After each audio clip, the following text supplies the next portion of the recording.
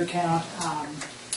It used to be that people who got their education through the military didn't get the same, they didn't get qualifying units that got them a bachelor's degree. They had to do some other coursework to get their bachelor's degree. And then sometimes there are people who've gone to universities and colleges in other countries. And so I think that's how it got in there. It's been there for a long time, but I agree with Richard, it could be removed. And I also don't have a problem with the master's degree preferred. That was the only comment I had on that. You know, and I would agree with Mr. Gallagher. That was one of the comments. Another thing that, you know, for some department heads, I mean, I can see maybe the equivalent of a bachelor's degree, but for this department here, I mean, this is a huge department that has a lot of responsibility and a lot of people, and et cetera. And so, I mean, no offense to Mallard or anything. I mean, I don't mean to be derogatory, but yeah, you've got some big shoes to fill. Yeah. Melody, how many employees do you oversee? I think I got about 165, 170, Yeah, I mean, depending on the day. So that extra year will really help us. Yeah, 164 days. and then the only other comment I did is on the cover page. You know, talking about the background. Mm-hmm. We have a departure date. I think that's a misprint. I thought it was 2019, not 2017. That's correct. I'll be happy to make that change. So anyway, I mean, I agree with Mr. Gallagher. I don't know what everybody else's thoughts is, but I mean, I think if we could make it at the minimum, a bachelor's degree equivalent to a master's or something like that. And that's Master's preferred, because that gives Master's preferred. It was probably good because the job is big and there's a whole lot of stuff that goes on, but most of it is really about your experience in human services organizations and the administration of human services programs. I got my master's degree after I got the job. And so, and I would, you know, I would hate to not be able to include someone who didn't have a master's degree when they might actually be able to do the job just fine based on the years of experience. And I appreciate the master's preferred notion, but I'm not sure I would want to include that in the job description, because what if we have, you know, a candidate with a bachelor's degree and 10 years of management experience, somebody with a master's degree, no experience. We may, frankly, I might prefer experience over the advanced degree. And then there's always the issue that we're always at the low end of the pay scale when we advertise our jobs, and so if you put a master's degree requirement with that pay, you're probably not going to attract anyone to apply. So I'd hate to go there too. How about desired instead of preferred? Yeah, all other things being equal, Right. Sure. Right. No, I think what that shows is the commitment of that person, really. That's usually why you require a bachelor's degree or a master's degree, is that commitment that people have to obtaining those things, and that usually crosses over to doing the job as well. So I'd be happy to make that change. I kind of think we should, Richard. This is a big department. It's a big budget. There's a lot of employees, and I think It certainly occupies a lot of my time. I think you guys did a good job. Bob and I are on a first name basis. You know, I think you guys did a very good job of updating your job description. I'll give kudos to you for doing that. Thanks. It was one of the easier ones to do. No union. So with that one change, I guess we're ready for some action. I'll make a motion that we approve the G4 with the listed changes. Okay. Moved by Gallagher. Is there a second? Second. Second by Hammond. Any other discussion? Anybody from the public? All those in favor, signify by saying aye. Aye. Opposed? Motion carries. Very good. Thank you. G7. Who has to That would be me. Sorry, Larry. Oh. Don't you got to come up to it. I want to put you on the spot. Jennifer Banning, Chief Produce Master. Mr. Chairman, members of the board. Ms. Jennifer, I really appreciate this effort in cooperation with the high school. It's sorely needed. But I wonder, have you reached out to Big Valley, Westwood, Janesville, Furlong, Doyle? Where are we with that? We do reach out every year to see who wants to participate in the services. We reached out to Big Valley, Janesville. We picked up Schaefer. We reached out to Johnstonville. They were in flux and chose not to participate. So we do that every year. So are the schools in Furlong and Doyle participating in this? They are. Okay. Okay. What kind of success do you have there? Some of it depends upon the program and where you catch somebody with the amount of truancies and how the school communicates with the probation department. The attendance reports are extremely important, so you have to have the report that identifies the correct number of truant absences and truant tardies, and then the school ultimately receives a lot of telephone calls from some of the parents who are sometimes a little bit upset, and some of the schools want to pick and choose who gets those letters, and we say you don't get to pick and choose who gets letters. If you're truant, you get a letter. And that's the way that we operate. So sometimes the schools don't like that, and they want to be able to operate it in their own manner. Okay. I just wanted to make sure that everybody was included in this effort, because I remember talking about this a couple of years ago, and then it kind of went away. So Every year we reach out Okay. to all of the schools when they're not participating to see if they would like to. And every year you see comes before us with different schools that are participating, some of them opt in, some of them opt out. Yeah. So I think it's a good deal. I like it. So yeah, I'm good. Thank you. A motion? That's a motion. Okay. Motion for Motion G7. to approve G7 by Hammond, second by Hemphill. Any other discussion? See anybody from the public? All those in favor signify by saying aye. Aye. Opposed? Motion carries. Very good. With that, we will move right along to our, excuse me, 10 a.m. There we go. So, Morris. Hey, good morning, Morris. Mr. Chairman and members of the board. Your next item is a public hearing to determine pursuant to the Sustainable Groundwater Management Act whether Lassen County will submit a notice of intent to the Department of Water Resources indicating that Lassen County will be groundwater sustainability agency for that portion of the Big Valley groundwater basin located within Lassen County. So today we're asking you to receive the report, conduct a public hearing, and adopt the resolution doing so. We also have today, for your report, John Ayers has got a brief summary, and the board will recall that approximately a month ago you had a detailed report about the Groundwater Management Act from Mr. Norwood, and so this is an opportunity if you develop any questions on that presentation, and John is here to also discuss the next steps after if we become the GSA, what the next steps are. So unless you have any questions of me, I'll turn it over to Mr. Ayers, who came from Rancho Cordova, the toughest part probably being crossing Sacramento, but he came all this way, so I suppose we should let him talk. Suppose we should. All right. Okay.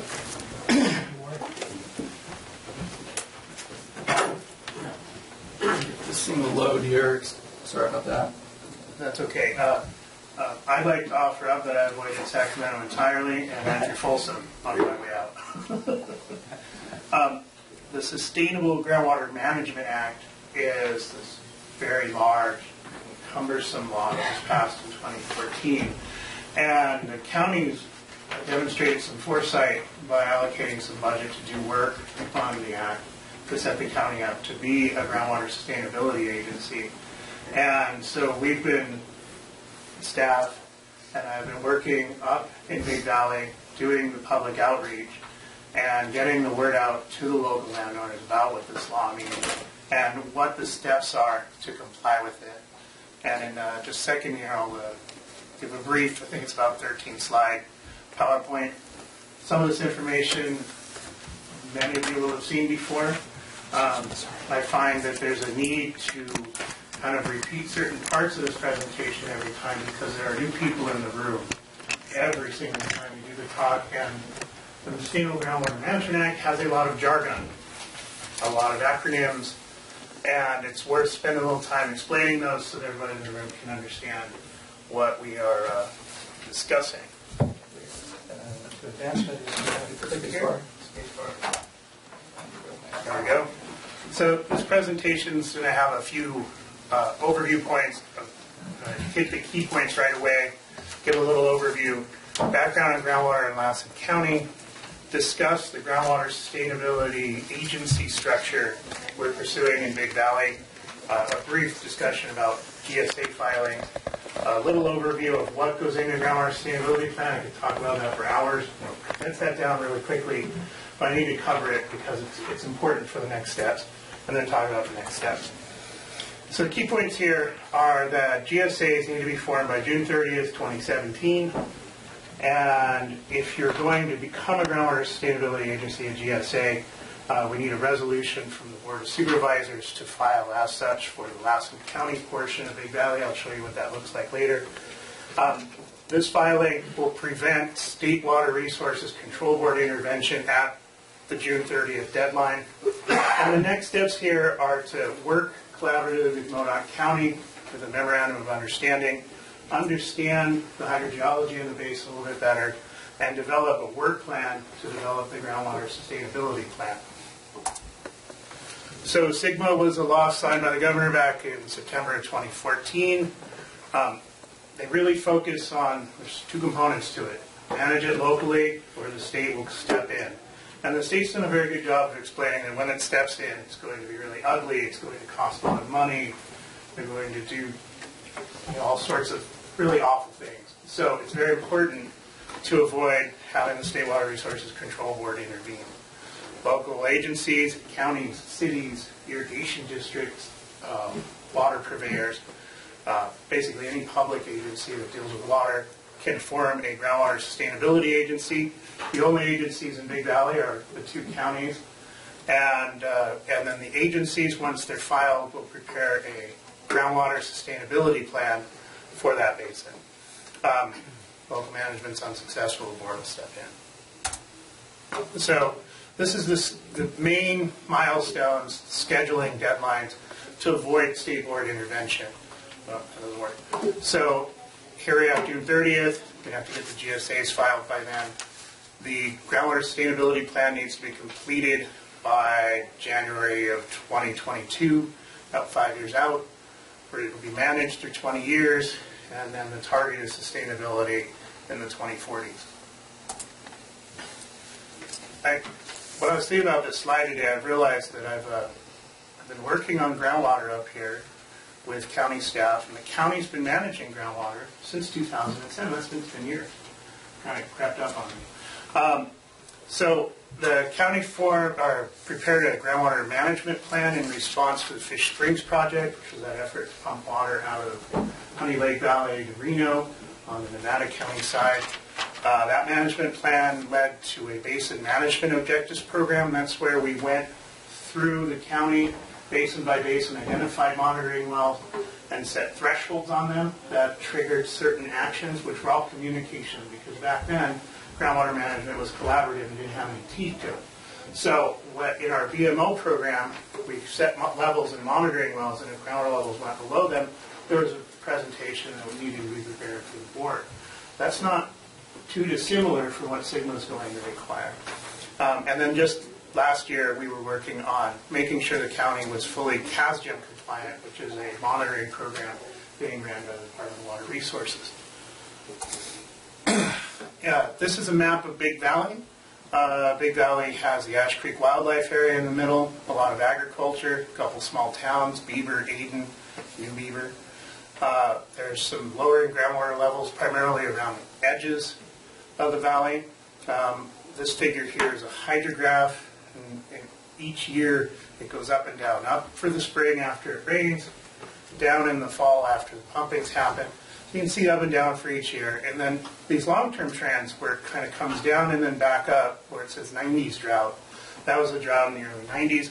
groundwater levels went down about 10, 20 feet there, and then they kind of came back up, evened out, and then obviously our last drought has us down to this new low area, down 32 feet. The dots on this map are the existing monitoring wells that are in Big Valley. So the Groundwater Sustainability Agency structure that we're working towards in Big Valley is going to be two separate groundwater sustainability agencies, one being filed by Lassen County, hopefully in this hearing here, and one in the Modoc County portion of Big Valley. And Modoc County approved that. It should be on the next slide.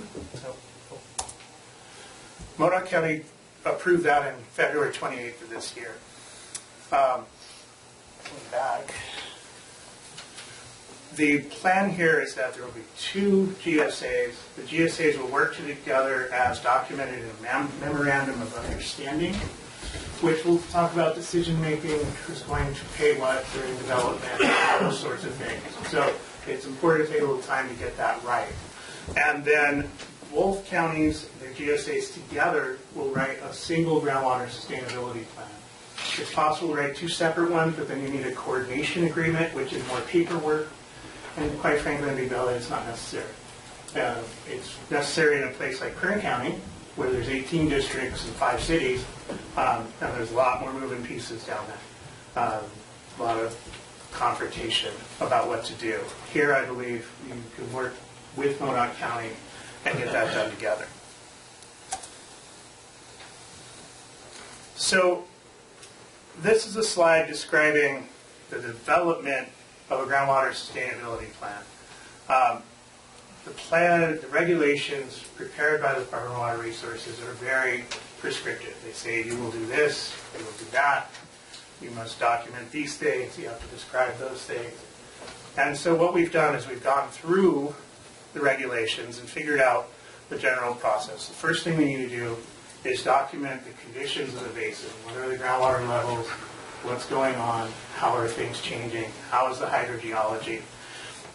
We need to describe what's potentially, when things are wrong, what does that look like? That's what the undesirable results part is. We need to evaluate the undesirable results in the basin setting and the monitoring network and sustainability criteria. And it's getting kind of long and convoluted, isn't it? And I'm not going to continue, but because there's a lot of steps along the way. And figuring out how to do this the right way takes some time. And then on top of that, a lot of these steps require a lot of local stakeholder input because people who live in the area know what's going on. People who live in the area know what undesirable results look like. It's my well running dry, or my pump lift getting too much, or there's a spring behind my house that I rely on, or whatever it is. We need to be able, so we got to talk to the people who live there and use the water. That's really important. So bring that up and kind of gloss over it because I'm trying to highlight what I believe the next steps should be. And so the next steps that stand out to me are to work on establishing a memorandum of understanding in Modoc County, study preliminary hydrogeology, and develop a work plan to develop the groundwater sustainability plan. If we do these things, there's a Prop 1 water grant intended specifically for groundwater sustainability plans. It's coming out late summer. We don't know the exact month yet. But if we have those things ready by the time the grant comes out, we're going to be a shoe-in to get funding through that program. I think I have slides on each one. So for the MOU, the basic steps here, we'll prepare some draft language. Each county will review the draft language, negotiate changes, county council has to review, and then it comes to the board for full approval. The hydrogeologic data assessment, we're going to look at existing literature and data, geologic maps, the monitoring. We're going to identify data gaps. Again, the regulations are very prescriptive. They say you will have monitoring for this and that and roughly this spacing and these aquifers. And there needs to be an evaluation understanding what we have fits that or not, because if we don't know that, it's hard to write the work plan and make it accurate. So we have to fill data gaps, things like that that will get captured in the work plan. We want to understand that up front. And then the development of the groundwater sustainability plan, work plan, which leads to basically a scope of work, a schedule and a budget, how much it'll cost to put this plan together, identify where there might be some challenges, and then this work plan was really intended to slot right into the grant funding that's coming out later in the summer. So back to the key points. SIGMA is a major change in groundwater management from collaborative to regulatory. Groundwater sustainability agencies need to be filed by June 30th. This Board of Supervisors resolution is required to file as a GSA and avoid board intervention. And then we have the next steps. Ready for questions? Were you hired by, was your firm hired by MoDOT County? Yes. We helped them with their GSA filing, i.e. what they needed to collect to file. They needed to develop a resolution language. We did not help them with their outreach meetings. They're doing that with their own groundwater committee. But I've met with them a couple of times. And essentially, I checked with staff before I did that because I wanted to make sure that there wasn't a conflict of interest. And both counties working together seems to be the most effective way to do this without going off the rails and having a lot of conflict and costing a lot of money. Make sure everybody's on the same page. Anybody else have any questions? So does the MOU have to be completed by June 30th? It does not. Okay. In our case, the GSAs do not overlap. There's a nice straight line, and so we don't need it by June 30th. Ideally, we'd like to get it, but around the time that grant application comes out, so that it's a nice, clean filing. So that might be August. It's only a few months later.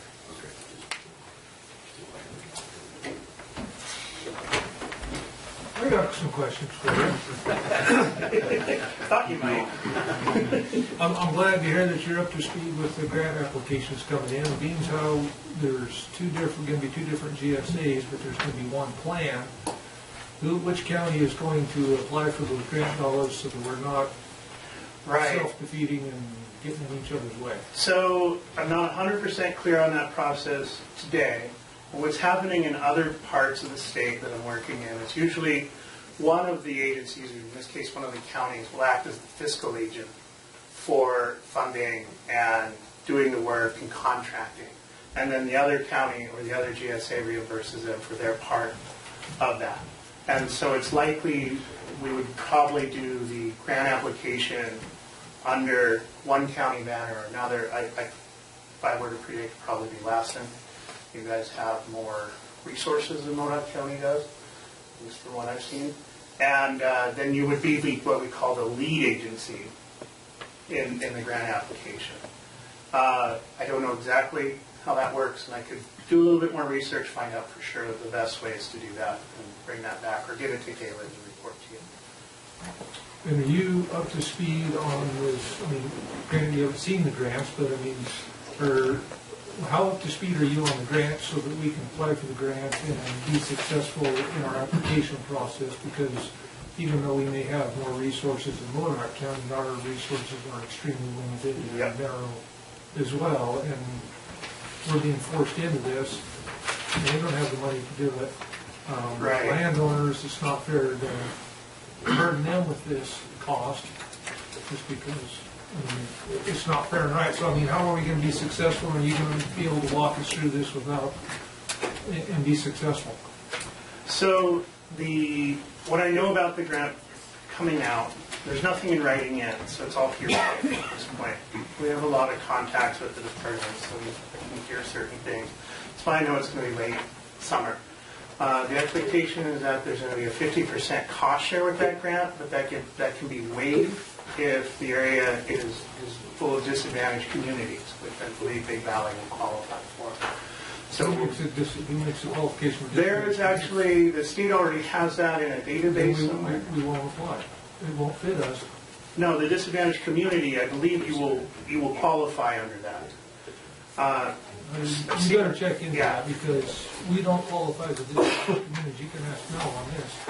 For many programs, we do not qualify. They're all urban areas. Rural counties do not have disadvantaged communities. Okay, so I will double check on that. Please. Have you read a resolution that we're going to be, Yes. Okay. It's been a little while, but I did read it.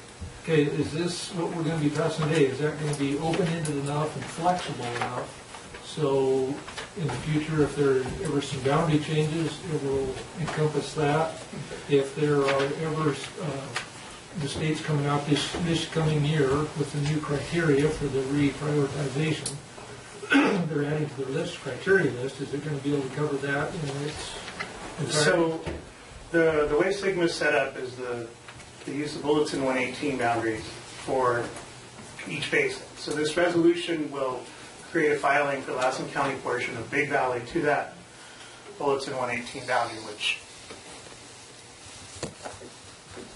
you can see here. So it'll cover that area. In the future, there may be other basins that become medium priority and thus have to do Sigma. Well, if I get water, it's gonna take in that whole square. Right. And so if you modify the basin boundary, the way this is written, it's the portion of Big Valley within Lassen County. So if the Big Valley Basin is expanded within Lassen County, this resolution should cover that. Okay. And will it cover the new criteria that the PWR is coming out with? I don't see how the new criteria changes what is covered within Big Valley. If it adds another basin, we would have to do a separate resolution for that one. Okay. You talk about preliminary hydrology. What information do you have?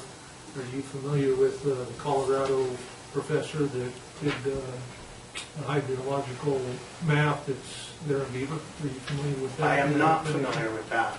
That's the sort of thing I would be looking to gather in that activity. We currently are aware of Bulletin 118 description of the basin, and there's an old